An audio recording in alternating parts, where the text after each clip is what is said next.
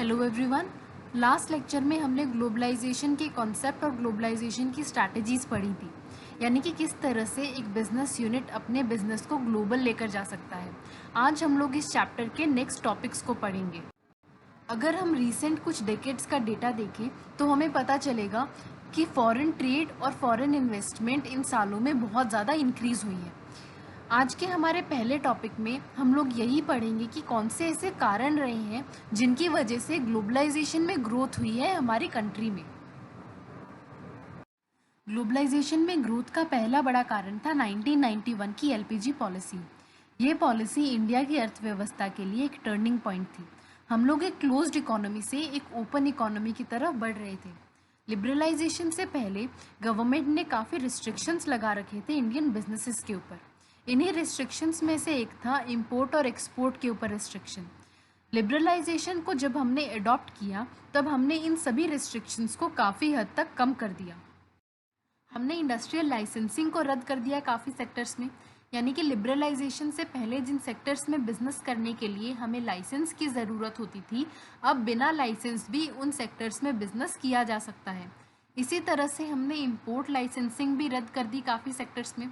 हमने trade barriers भी कम कर दिए, यानी कि इंपोर्ट और एक्सपोर्ट के ऊपर हमने जो रिस्ट्रिक्शंस लगा रखी थी हमने काफ़ी हद तक उनको कम कर दिया।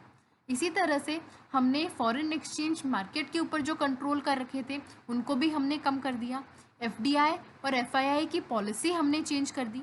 लिबरलाइजेशन से पहले हम फॉरेन कंपनीज़ को एफडीआई के लिए अलाउ नहीं करते थे। लिबरलाइजेशन जब हमने अडॉप्ट किया तो हमने फॉरेन इन्वेस्टमेंट को बढ़ावा दिया। हमने काफ़ी सेक्टर्स खोल दिए एफडीआई के लिए।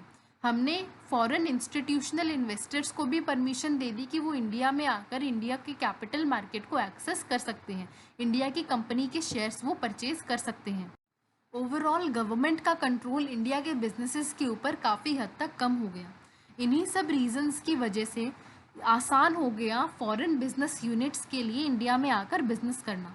इसके साथ साथ इंडिया के बिजनेस यूनिट्स के लिए भी आसान हो गया फॉरेन मार्केट्स में जाकर अपने बिजनेस को एक्सपैंड करना, यानी कि एक तरह से हम लोग ग्लोबलाइजेशन को प्रमोट कर रहे हैं। लिबरलाइजेशन की वजह से ग्लोबलाइजेशन में ग्रोथ होनी स्टार्ट हुई। ग्लोबलाइजेशन में ग्रोथ का सेकेंड रीज़न है multilateral trade agreements. Multilateral trade agreements का मतलब होता है जब बहुत सारी कंट्रीज़ एक साथ आकर आपस में एक ट्रेड एग्रीमेंट करती हैं, यानी कि आपस की ट्रेड को फ्री करने के लिए, रिस्ट्रिक्शंस हटाने के लिए एग्रीमेंट करी जाती हैं।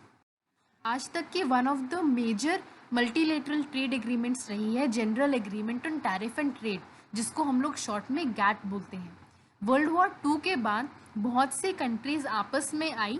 उन्होंने डिसाइड किया कि हम लोग एक दूसरे के साथ फॉरेन ट्रेड को फ्री करेंगे। आपस में जो ट्रेड बैरियर्स हमने लगा रखे हैं, tariff barriers, non tariff barriers लगा रखे हैं, इंपोर्ट एक्सपोर्ट कोटाज हमने लगा रखे हैं, यानी कि इंपोर्ट और एक्सपोर्ट के ऊपर जितनी भी रिस्ट्रिक्शंस हैं उन सबको हम लोग हटा देंगे एक दूसरे के लिए। 1947 में 19 मेंबर्स ने इस एग्रीमेंट को साइन किया था और ये नंबर ऑफ मेंबर्स ओवर 200 हो गए थे 1995 तक। 1995 में गैट को कन्वर्ट कर दिया गया वर्ल्ड ट्रेड ऑर्गेनाइजेशन में। WTO एक बहुत मेजर रोल प्ले करता है फॉरेन ट्रेड को बढ़ावा देने के लिए।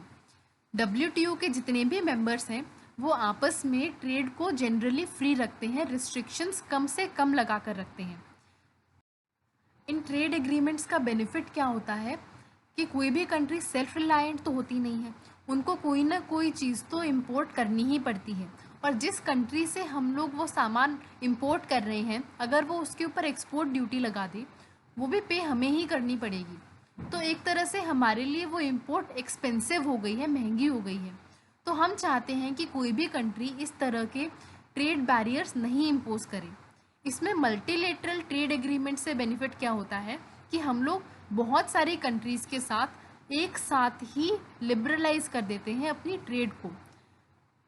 रीसेंट हिस्ट्री में अगर हम लोग देखें तो इस तरह के मल्टीलेटरल ट्रेड एग्रीमेंट्स में इंक्रीज़ हो रहा है वर्ल्ड ऑर्गेनाइजेशंस की वजह से, जैसे कि WTO हो गया, यूरोपियन यूनियन हो गया, सार्क हो गया, ब्रिक्स नेशंस हो गए। ये सारे आपस में आके मल्टीलेटरल ट्रेड एग्रीमेंट्स करते हैं और फॉरेन ट्रेड को आसान बना देते हैं, जो ग्लोबलाइजेशन को प्रमोट करने में हेल्प करता है। इसी तरह से मल्टीलेटरल इन्वेस्टमेंट एग्रीमेंट्स होती हैं जिसमें कि विदेशी निवेश को बढ़ावा दिया जाता है। फॉर एग्जांपल, अगर यूएस की कोई कंपनी इंडिया में आकर निवेश कर रही है तो हम उसको फॉरेन कैपिटल इनफ्लो बोलेंगे कि इंडिया में कैपिटल आ रहा है। अगर कोई इंडिया की कंपनी बाहर जाकर निवेश कर रही है तो हम उसको आउटफ्लो ऑफ कैपिटल बोलेंगे कि इंडिया से कैपिटल बाहर जा रहा है। इसको समझने के लिए एक एग्जांपल लेते हैं। मान लो इंडिया, यूएसए और जापान आपस में एग्रीमेंट करते हैं कि हम कोई भी रिस्ट्रिक्शन नहीं लगाएंगे कैपिटल के इनफ्लो और आउटफ्लो के ऊपर। यानी कोई भी कंपनी चाहे, इंडिया की अगर कंपनी है तो यूएसए में जाकर वो निवेश कर सकती है, उनके ऊपर ऐसे कोई रिस्ट्रिक्शंस नहीं लगाए जाएंगे जो कि यूएस की कंपनीज के ऊपर नहीं लगाए जाते हैं। अगर कोई जापान की कंपनी है जो इंडिया में निवेश करना चाहती है तो वो भी फ्रीली इंडिया में आकर बिजनेस कर सकती है। ऐसे कोई रिस्ट्रिक्शन जापानीज कंपनी पर नहीं लगाएगा इंडिया, जो कि इंडियन कंपनीज के ऊपर नहीं लगता है।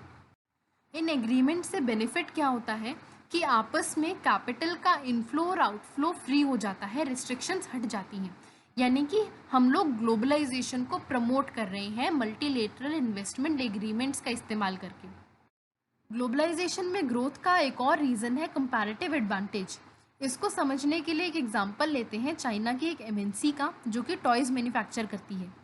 इस एमएनसी की स्पेशलाइजेशन ये है कि इसका कॉस्ट ऑफ प्रोडक्शन बहुत ज़्यादा कम है।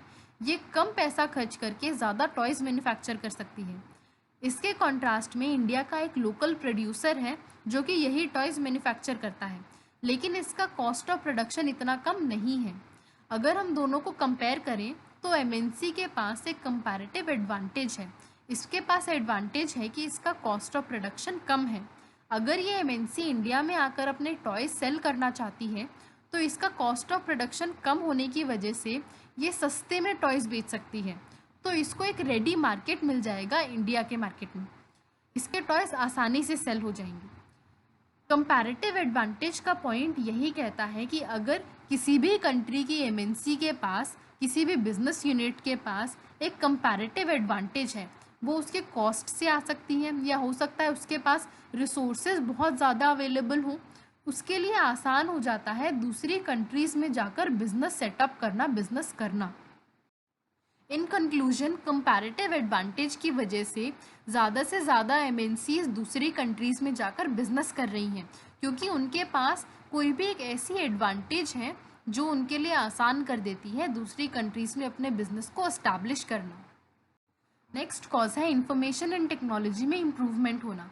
अगर कोई एमएनसी है जो अपना बिजनेस एक्सपैंड करना चाहती है दूसरी कंट्री में, तो उसको काफ़ी प्रॉब्लम्स फेस करनी पड़ेगी कि अगर वो बिज़नेस अपना सेटअप करती है दूसरे कंट्री में तो उसका कोऑर्डिनेशन कैसे करेगी, उस बिज़नेस को कंट्रोल कैसे करेगी।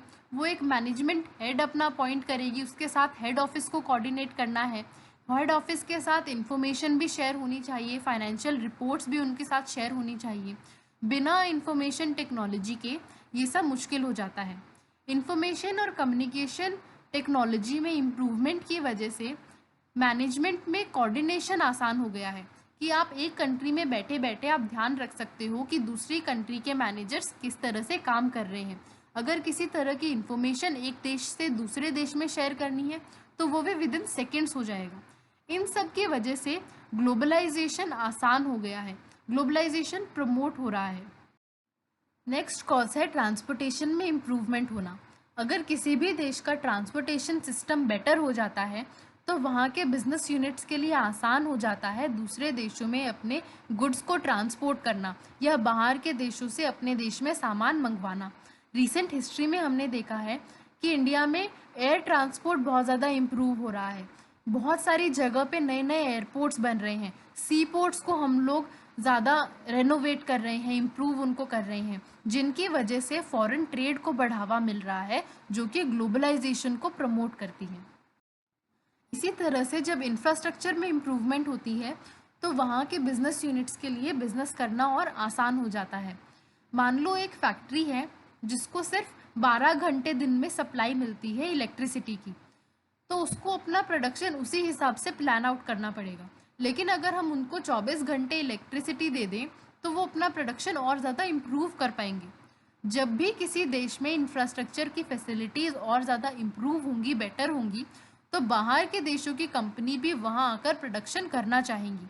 यानी एक तरह से एफडीआई को बढ़ावा मिलता है जब उस देश में इंफ्रास्ट्रक्चर इम्प्रूव होता है, और एफडीआई अगेन प्रमोट करता है ग्लोबलाइजेशन को। रिसेंट हिस्ट्री में हमने ये भी देखा कि कॉरपोरेट ऑर्गेनाइजेशन के कल्चर में ग्रोथ हो रही है। कॉरपोरेट ऑर्गेनाइजेशन एक इस तरह का ऑर्गेनाइजेशनल स्ट्रक्चर है जो हमें कंट्रोल मेंटेन करने में हेल्प करता है। अगर एक बिजनेस यूनिट है जो अपना बिजनेस एक्सपैंड करना चाहता है दूसरी कंट्री में, लेकिन उसको ये बात का डर है कि वो अपना कंट्रोल किस तरह से मेंटेन करेगा, वो मैनेज कैसे करेगा दूसरी कंट्री के बिजनेस को, तो वो कॉरपोरेट ऑर्गेनाइजेशन के स्ट्रक्चर को अपना सकता है और अपना कंट्रोल हेड ऑफिस में मेंटेन करते हुए भी दूसरी कंट्रीज में अपने बिजनेस को एक्सपैंड कर सकता है। इसके बाद फॉरेन ट्रेड और इन्वेस्टमेंट में एक सबसे बड़ा कंसर्न होता है पेमेंट का, कि पेमेंट कौन सी करेंसी में करी जाएगी। हर कंट्री की अपनी एक अलग करेंसी होती है, तो फॉरेन ट्रेड और इन्वेस्टमेंट कौन सी करेंसी में की जानी चाहिए, इसमें हेल्प करता है आईएमएफ। आईएमएफ 5 करेंसीज को रिकॉग्नाइज करता है ग्लोबल पेमेंट्स को फैसिलिटेट करने के लिए। इसमें आते हैं US dollar, British pound, euro, Japanese yen और चाइनीज रिनमिंबी। ये 5 ऐसी करेंसीज हैं जो ग्लोबली एक्सेप्टेड हैं। अगर आप चाइना के साथ ट्रेड नहीं भी कर रहे हो, आप वियतनाम के साथ कर रहे हो, तब भी आप चाइना की करेंसी का इस्तेमाल कर सकते हो, क्योंकि ये ग्लोबली एक्सेप्टेड करेंसी है, पूरी दुनिया इनको एक्सेप्ट करती है। इसकी मदद से हम ग्लोबलाइजेशन को भी प्रमोट कर रहे हैं, क्योंकि इंटरनेशनल पेमेंट्स फैसिलिटेट हो रही हैं। इस लेक्चर में हम इसी टॉपिक को कवर करेंगे। नेक्स्ट लेक्चर में हम डिस्कस करेंगे कि इंडिया ने ग्लोबलाइजेशन को प्रमोट करने के लिए कौन से स्टेप्स लिए हैं। Thank you.